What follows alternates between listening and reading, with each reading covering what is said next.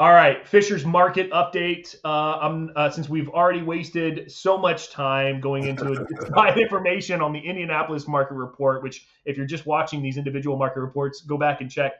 There's some good information on the Indianapolis market report, but Fisher's is all around. This is going to me, Westfield and Fisher's kind of play a little bit of the same game. I think. I mean, Fisher's is a great market to be in. I think there's going to continuously be an appreciation play here. If you didn't catch the market economic data that's happening in Fishers, go back and check out the economic video because there's things happening in Fishers that makes that even more likely that an appreciation play is happening because if you're purchasing in Fishers right now, the cash flow potential is probably very minimal unless you can find an off market deal.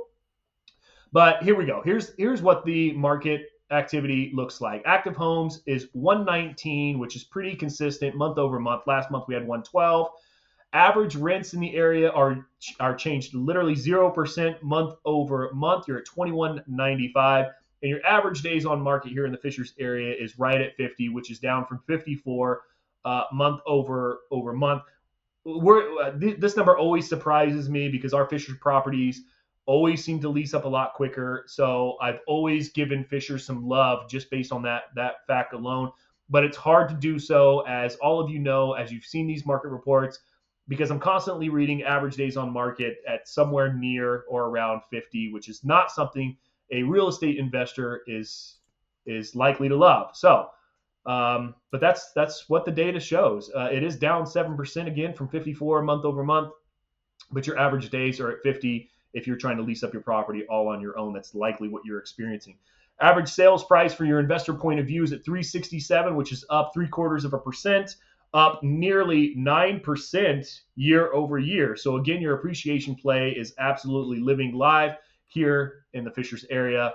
And jumping over to the next slide, your active homes has been pretty consistent year over year. We're following that trend line religiously. It's shocking, honestly, how that active homes is just following last year's inventory, and your days on market also is flying very closely. I mean, and this speaks to why I really like Fishers, because I've always had the sense that Fishers is reliable, and this data kind of indicates that it's reliable data, which tells me that as we get into December, we are very likely to see our days on market tick down just a little bit further. Anything you want to add on Fishers?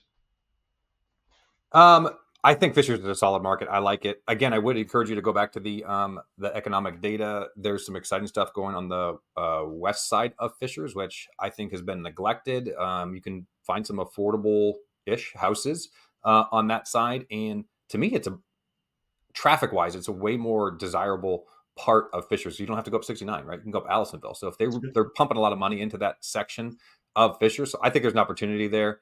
On that side, if you could be a little bit opportunistic, but Fishers is just so solid. It's just such a good market. Yeah, yeah, yeah. There's a lot of entertainment in Fishers too. Yeah. I mean, a lot of things happening from Top Golf to several IKEA. My God, Yep. IKEA is amazing. What?